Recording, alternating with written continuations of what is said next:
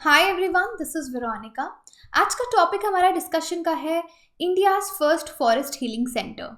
तो पहला सवाल ये कि क्या आपको पता है ये फॉरेस्ट हीलिंग सेंटर कहाँ पे बनाया गया है, कौन सी स्टेट में इंडिया की, और फॉरेस्ट हीलिंग क्या होता है, इस सेंटर में क्या क्या करवाया जाएगा, क्या पर्पज़ है इसको बनाने का, ये सब हम डिटेल में बात करेंगे आज। अब देखिए, आपको मैं बता दूं, अगर आपका कोई भी डाउट हो आप मेरे साथ कनेक्ट कर सकते हैं इंस्टाग्राम, फेसबुक, ट्विटर, टेलीग्राम, कहीं पे भी। पीडीएफ जो है इस सेशन का वो आपको सिर्फ और सिर्फ मेरे टेलीग्राम चैनल पे ही मिलेगा। तो चलिए, जो सवाल मैंने आपसे पूछा उसका आंसर आप यहाँ पे देख सकते हैं कि पहला फॉरेस्ट हीलिंग सेंटर जो है भारत का वो इनागोरेट किया गया है रानीखेत में, कलिका, उत्तराखंड में। तो ये प्लीज़ याद रखिएगा, मैं आपको हमेशा जो भी टर्म्स इंपॉर्टेंट रहती हैं एग्जाम के लिए प्री पॉइंट ऑफ व्यू से वो मैं आपको बताती हूँ कि रानीखेत, कलिका, उत्तराखंड में इसको इनागोरेट किया गया है। और इसको डेवलप किसने किया है? रिसर्च विंग जो है आपके उत्तराखंड फॉरेस्ट डिपार्टमेंट का, उन्होंने इसको डेवलप किया है। ये आइडिया लाया है कि इस तरह की चीज़ जो है वो होनी चाहिए। अगर आप देखेंगे ये इंस्पिरेशन फॉरेस्ट हीलिंग, अब यहाँ पे फॉरेस्ट को हील करने की बात नहीं की जा रही है, लोगों को हील करने की बात की जा रही है। आपने देखा कि आजकल हमारी लाइफ बहुत बिजी हो गई है, बहुत स्ट्रेस है लाइफ में सबको।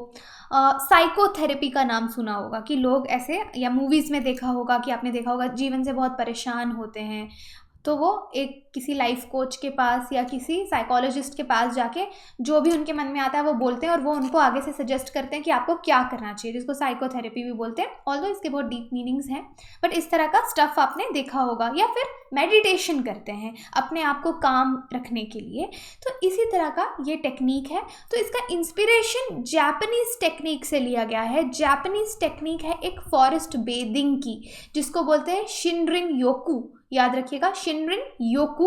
और इनफैक्ट अगर आप इंडिया के भी पुराने ट्रेडिशंस देखें तो बेसिक थीम क्या होता था? Be silent, go slow, think less, feel more. तो नेचर में मॉर्निंग वॉक का ऐसे जब हम बचपन में पढ़ते थे तो यही चीज़ें सिखाई जाती थी कि हम सुबह जाते हैं, क्योंकि दिन में इतनी गाड़ियों का शोर है, पोल्यूशन है, लेकिन सुबह सुबह का मौसम बहुत अच्छा होता है, आपको बर्ड्स की आवाज़ सुनाई देगी, हवाओं की आवाज़ सुनाई देगी। तो आप चुप रहिए, धीरे धीरे चलिए, सोचिए मत, थॉट्स को कंट्रोल कीजिए और ज़्यादा से ज़्यादा नेचर को फील कीजिए। तो इंडियन ट्रेडिशंस भी हमको यही सिखाते हैं। तो इन दोनों चीज़ों से इंस्पायर होके ये फॉरेस्ट हीलिंग जो है, ये प्रोग्राम जो है वो इनिशिएट वहाँ पे किया गया है।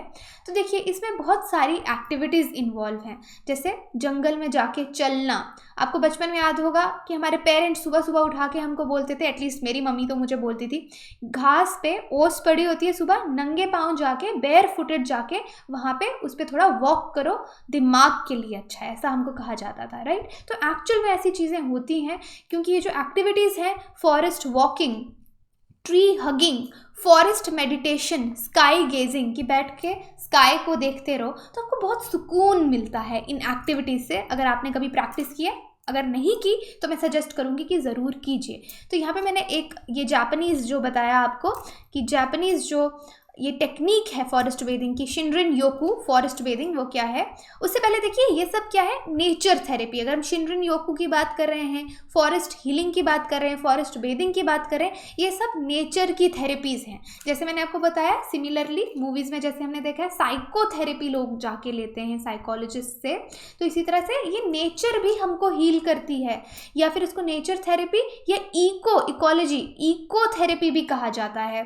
तो इसमें बहुत सारे टेक्निक्स एंड ट्रीटमेंट्स हैं जहाँ पे नेचर के प्रेजेंस में हम इंडिविजुअल्स अपनी खुद की मेंटल और फिजिकल हेल्थ को इम्प्रूव करते हैं। तो ये साइकोलॉजी का ही ब्रांच है, इको साइकोलॉजी, उस पे बेस्ड है। इससे हम फील करते हैं कि कैसे हम अर्थ के साथ इंटरकनेक्टेड फील कर पाएँ।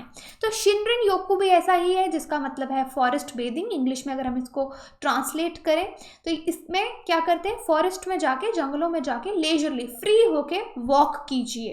तो ये थेरेपी डेवलप की थी जापान ने 1980s में, और एक बहुत ही कॉर्नर स्टोन वहाँ का बन गया है, जो हेल्थ केयर को इम्प्रूव करता है और हील करता है। जापानीज़ मेडिसिन का एक, आप समझ सकते हैं, एक तरीका है ह्यूमन बींग्स को हील करने का। अगर यहाँ पे कुछ स्टेप्स मैंने लिखे हैं, अगर आप ऐसा कुछ करना चाहते हैं, आपके आगे पीछे जंगल नहीं भी है, नॉर्मल एक पार्क भी है, आप नेचर थेरेपी लेना चाहते हैं, तो आप क्या करेंगे, अपना फ़ोन, कैमरा, क्योंकि ये डिस्ट्रैक्शंस हैं, इनको छोड़ के जाइए। अगर आप नेचर में वॉक करने जा रहे हैं तो फ़ोन देखने का वहाँ पे मतलब नहीं है, फ़ोन छोड़ के जाइए, पूरा एक्सपीरियंस कीजिए नेचर को कि आपको कैसा फील होता है। अपने गोल्स, अब देखिए हमारा माइंड सबसे ज़्यादा दुखी हम अपने माइंड से होते हैं, क्योंकि हमको कॉन्स्टेंटली, जैसे आप लोग अगर ये वीडियो देख रहे हैं कॉम्पिटिटिव एग्जाम्स की प्रिपरेशन करें, थोड़ी बहुत टेंशन होना ठीक है, लेकिन ओवर थिंक करना ठीक नहीं है। तो अगर आप इस तरह का नेचर वॉक पे जा रहे हैं, अपने गोल्स, अपने एक्सपेक्टेशंस, उनको पीछे छोड़ के जाइए एकदम एमलेसली। अगर अपने आप को हील करना चाहते हैं, ये भी एक तरह की मेडिटेशन है, एमलेसली आप वहाँ पे घूमिए या जाके बैठिए, जहाँ पे भी जाने का मन करता है वहाँ पे जाइए, और टाइम टू टाइम थोड़ा पॉज लीजिए, किसी पत्ते को ध्यान से देखिए। कभी क्या आपने किसी पेड़ को ध्यान से देखने की कोशिश की है, नेचर को ध्यान से देखने की कोशिश की है, तो वो कीजिए। बेयर फुटेड, जैसे मैंने आपको कहा, हमारे पेरेंट्स मॉर्निंग में हमको ओस पे चलने के लिए कहते थे, तो बिना कुछ बेयर फुटेड, बिना कोई सैंडल्स, बिना शूज़ लगाए ज़मीन पे, घास पे यूं ही चलिए। और एक उसके बाद कोई कंफर्टेबल स्पॉट लेके घास पे या किसी भी जगह बैठिए, और जितनी भी आवाज़ें हैं आपके आगे पीछे, चाहे बर्ड्स की हैं, हवा की है, पानी की है, उसको सुनने की कोशिश कीजिए। अगर आपके आगे पीछे बर्ड्स हैं उनको देखिए, एनिमल्स को नोटिस कीजिए, तो एक्चुअली आप प्रेजेंट में जिएंगे।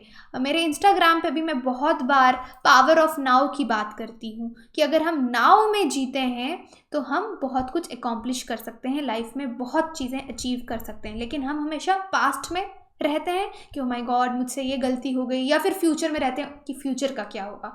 आज नहीं जीते, क्योंकि हमारे पास आज का समय है जिसको हमें यूटिलाइज करना चाहिए। तो ये सब नेचर को यूज़ करके हम, ये चीज़ें आपको क्यों करने के लिए कहा जा रहा है नेचर थेरेपी में कि साउंड्स को सुनिए, इस वजह से आप प्रेजेंट में रहेंगे।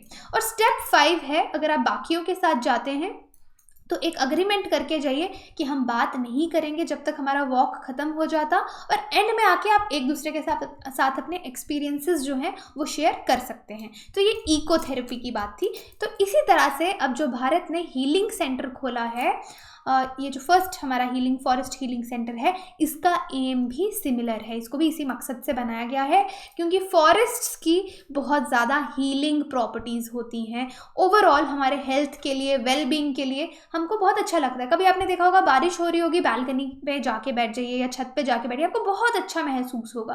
तो ये जो हीलिंग सेंटर बनाया गया है उत्तराखंड में रानीखेत में, अराउंड कितना एरिया ये कवर कर रहा है, 13 एकर्स का एरिया यहाँ पे कवर हो रहा है। और हीलिंग सेंटर को बनाया गया है जिस एरिया में बहुत ज़्यादा पाइन ग्रो करता है, पाइन डोमिनेटेड फॉरेस्ट में इसको बनाया गया है। और यहाँ पे देखिए बहुत सारी स्टडीज़ हैं जो दिखाती हैं कि जो कॉनिफेरस पाइन ट्रीज़ हैं, जो हमारे पाइन के चीड़ के पेड़ हैं, ये इस तरह के ऑयल कंपाउंड्स को सिक्रीट करते हैं जो हमको माइक्रोब्स और पैथोजन से बचाता है, जिनको हम फाइटोनसाइड्स कहते हैं। अब फाइटोनसाइड्स पे अगर हम आए, phytoncides anti microbial allelochemic volatile organic compounds हैं जो कि प्लांट से निकलते हैं। तो इन शॉर्ट समझिए, फाइटोनसाइड्स हमारे लिए बहुत बेनिफिशियल हैं और पाइन इनको एमिट करता है ऑयल कंपाउंड्स की फॉर्म में। तो फाइटोनसाइड्स पहली बार ये जो वर्ड है कॉइन किया गया था 1928 में by doctor Boris P token, जो कि एक रशियन बायोकेमिस्ट थे। उन्होंने देखा कि प्लांट्स बहुत इस तरह के एक्टिव सब्सटेंसेस जो हैं उनको एक्सक्रीट करते हैं या एमिट करते हैं, जो कि उनको खुद को, प्लांट्स को सड़ने से बचाते हैं। इंसेक्ट्स और एनिमल्स उन प्लांट्स पे अटैक नहीं करते। तो जिस तरह से अगर आप देखेंगे, cedar, garlic, locust, oak, onion, pine, tea tree, बहुत इस तरह के स्पाइसेस हैं जिनमें फाइटोनसाइड्स जो रिलीज करते हैं। तो ये जस्ट आपकी नॉलेज के लिए 5000 वोलेटाइल सब्सटेंसेस से भी ज़्यादा हैं जो एक्चुअली प्लांट्स को बैक्टीरिया, फंजाई, इंसेक्ट से बचाते हैं। अगर ह्यूमन बींग्स इनके आगे पीछे रहेंगे तो बहुत अच्छी आप कह सकते हैं वाइब्स आएंगी। और फाइटोनसाइड्स की बात करें या इस तरह के प्लांट्स की बात करें तो यूजुअली फाइटोनसाइड्स को रशिया, यूक्रेनियन, कोरियन, चाइनीज़ और जापानीज़ मेडिसिन में यूज़ किया जाता है। हॉलिस्टिक मेडिसिन में, एरोमा थेरेपी में, वेटनरी मेडिसिन में फाइटोनसाइड्स यूज़ किए जाते हैं। अब देखिए फाइटोनसाइड्स की बात हो रही है तो इनके क्या हेल्थ बेनिफिट्स हैं, क्योंकि फॉरेस्ट हीलिंग में फाइटोनसाइड्स की स्टडी को मेंशन किया गया है कि पाइन ट्रीज इसको रिलीज करते हैं। तो ये जो सब्सटेंस है, अगर इसको कोई प्लांट ट्री रिलीज कर रहा है, एमिट कर रहा है, तो आपको वहाँ पे उस फॉरेस्ट, उस पेड़ के पास से बहुत अच्छी खुशबू आएगी, उसका बहुत अच्छा अरोमा रहेगा। तो तभी एक तरह की नेचर की हमारी एरोमा थेरेपी भी हो जाएगी। फाइटोन का मतलब है प्लांट लाइन, कोई भी चीज़ प्लांट से निकल रही है, साइड मतलब उसको एक्सटर्मिनेट कर रहा है। अब फाइटोनसाइड्स प्लांट्स की हेल्प करते हैं उनको प्रोटेक्ट करने के लिए। फाइटोनसाइड्स आप सिर्फ आपके फॉरेस्ट में ही नहीं पाए जाते, बहुत सारे वेजिटेबल, फ्रूट्स में भी ये पाए जाते हैं। तो इस तरह के एक्सपेरिमेंट्स किए गए हैं कि इनका ह्यूमन हेल्थ पे क्या बेनिफिट है। तो ये पता चला ह्यूमन हेल्थ के लिए, काफ़ी रिसर्च पेपर्स ये दिखाते हैं कि जो फाइटोनसाइड्स जैसे कंपाउंड्स हैं, ये हमारे बॉडी में NK सेल्स होते हैं जिनको हम बोलते हैं नेचुरल किलर सेल्स। ये हमारी बॉडी की में इम्यूनिटी को इम्प्रूव करते हैं, हमारा डिफेंस सिस्टम है। तो हमारे डिफेंस सिस्टम को, नेचुरल किलर सेल्स को ये कंपाउंड्स मल्टीप्लाई होने में मदद करते हैं हमारे ब्लड में। और अल्टीमेटली अगर हमारी बॉडी की इम्यूनिटी स्ट्रांग होगी, डिफेंस सिस्टम स्ट्रांग होगा, तो हम इन्फेक्शन से लड़ पाएंगे, बीमार नहीं होंगे। कैंसरस ग्रोथ अगर बॉडी में हो रही है उसको रोक पाएंगी, हमारी बॉडी रोक पाएगी, और ओवरऑल आपकी इम्यूनिटी जो है वो इंक्रीज होगी। क्योंकि देखा गया है कि ये जो पैटर्न है इसमें मॉलिक्यूलर वाइब्रेशंस इन ट्रीज में होती हैं। तो इसलिए अगर हम ट्री को जाके हग करते हैं, जैसे आपने चिपको मूवमेंट में देखा होगा, ट्री हगिंग, ओके, ट्री को जाके आप ऐसे एम्ब्रेस कर लेंगे अपने आर्म्स में, तो बहुत ही अच्छा इम्पैक्ट आप पे होगा। हमारे हॉर्मोन्स, फील गुड हार्मोन कौन सा है, देखिए ये भी छोटी छोटी साइंस की बातें भी यहाँ पे बीच में आ रही हैं। फील गुड हार्मोन्स होते हैं जिनकी वजह से आप अच्छा फील करते हैं। ऑक्सीटोसिन हो गया, सेरोटोनिन हो गया, डोपामीन हो गया।